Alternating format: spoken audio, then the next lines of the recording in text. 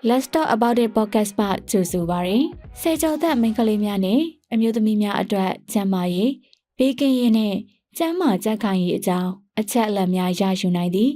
online platform တစ်ခုဖြစ်သည့်လာဟာမတင့်ထန်ယူဆောင်လာပါရယ်။ကျွန်ုပ်တို့ရဲ့အကြောင်းအရာများသည့်ပညာရေးဆိုင်ရာရည်ရွယ်ချက်များအတွက်သာ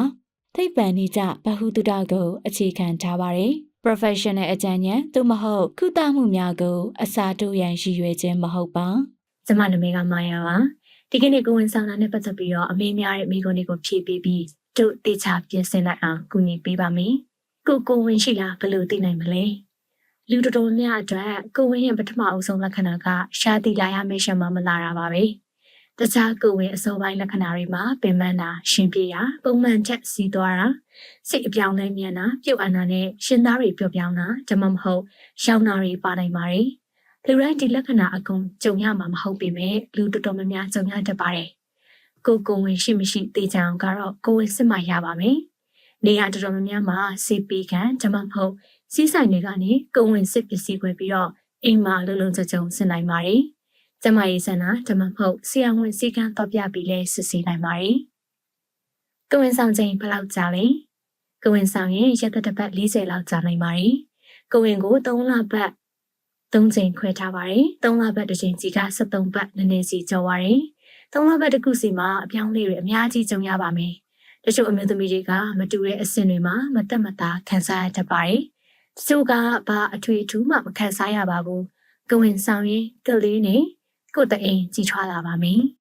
။ကိုဝင်ပြကြတာဘယ်လောက်အဖြစ်များလဲ။ကိုဝင်ပြကြတာအများစုကပထမ3လပတ်မှာအဖြစ်များပါတယ်။ကိုဝင်ပြကြရဲဆိုတာကိုဝင်အပတ်20မပြည့်ခင်တတိသားလောင်ဒါမှမဟုတ်တတိသားအသေးဆုံးတာကိုပြောတာပါတခြားတိကျနိုင်တဲ့အကြောင်းရင်းတွေအပြင်ကလေးဒါမှမဟုတ်အမေရဲ့ကျန်းမာရေးအပါအဝင်ကိုဝင်ပြကြရတဲ့အကြောင်းရင်းမျိုးစုံရှိနိုင်ပါတယ်ဖဲအကြောင်းရင်းကြောင့်ပဲဖြစ်ဖြစ်မိခင်အပြစ်တင်ခံရတာဒါမှမဟုတ်မိခင်ကကိုအပြစ်တင်တာတွေမဖြစ်သင့်ပါဘူးကိုဝင်ပြကြရင်အတွေ့များရတဲ့လက္ခဏာတွေကမိမကိုကသွေးစင်တာဒါမှမဟုတ်အညိုစင်တာဗိုက်အရမ်းနာတာနဲ့ချွတ်တက်တာတွေပါပါတယ်။တခါတလေကိုဝင်ပြကြလို့လက္ခဏာအထွေထူးမပြဘဲဆရာဝန်နဲ့မပြခင်အထိမသိရလဲရှိပါတယ်။ကိုဝင်ပြကြတာအဖြစ်များပေမဲ့စိတ်ထိခိုက်ဖြစ်စီမှာပါ။ကုကလေးဆုံးရှုံးရတဲ့အတွေ့အကြုံကတကဘာလုံးမှာတူမှာမဟုတ်ပေမဲ့အမေဆန်အရှက်တရားနဲ့အပြစ်မကင်းတဲ့ခံစားချက်တွေကတော့အတူတူပါပဲ။ကိုဝင်ပြကြပြီးရင်စိတ်နဲ့ခန္ဓာကိုယ်အနာကျက်ဖို့ကြားတဲ့အချိန်ကတယောက်မတူပါဘူး။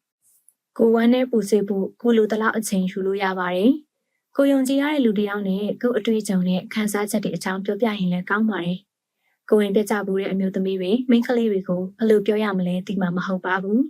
။ကိုချင်းစာပြီးနားထောင်ပေးရနဲ့အထောက်ပံ့ပေးနိုင်ပြီးတော့သူတို့ခံစားရတာတွေအကြောင်းပြောပြနိုင်အောင်အချိန်ပေးရလဲကောင်းပါတယ်။ကိုဝင်ဆောင်နေတဲ့အချိန်ဘယ်လိုဆောက်ရှောက်မှုတွေလိုမလဲ။ဒီမဖွားမီဆောက်ရှောက်မှုတွေကအရေးကြီးပြီးတော့ဖြစ်နိုင်ရင်ကိုဝင်တက်တဲ့တစ်လျှောက်လုံးဆရာဝန်သူနာပြုဓမ္မမဟုတ်ဝမ်းဆွဲတဲ့စီပုံမှန်တော့ပြပေးရပါမယ်။ကိုဝင်ရှိတယ်လို့သိသိချင်းနေမခွာမီဆောက်ရှောက်မှုတွေစတင်နိုင်ပါတယ်။ပုံမှန်ပြရင်သူစစ်တာ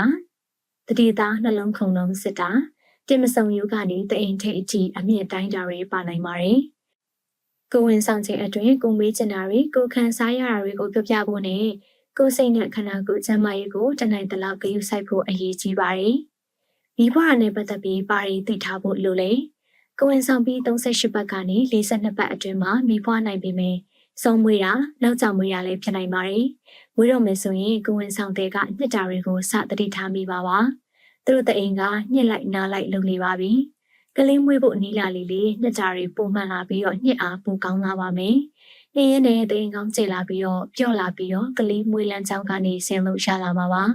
တိမ်ကောင်း1စင်တီမီတာကနေ10စင်တီမီတာအထိကျလာမယ်။တိမ်ကောင်းအပြည့်ပွင့်ပြီးဆိုတာနဲ့မိခင်ကညှစ်ထုတ်ချင်လာပါမယ်။ဒါကိုကလေးညှစ်တဲ့တုံပြန်မှုလို့ခေါ်ပါတယ်။ကလေးအပြင်ရောက်ပြီးအချင်းအကုန်စင်းရင်မိဖွာတာပြီးပါပြီ။ဒီအဆင့်ကိုမိဖွာပြီးအဆင့်လို့ခေါ်ကြပါတယ်။တခါတလေဝမကလေးကအနေထားမမှန်ဘူးလားတော့စီကိစ္စတွေကြောင့်ဆရာဝန်ကစီဆက်ရှင်နဲ့ခွဲမွေဖို့အကြံပေးနိုင်ပါတယ်။ခွဲမွေရဆိုတာကအမျိုးသမီးရဲ့ဝမ်းပိုင်နဲ့တအိမ်ကိုခွဲပြီးတော့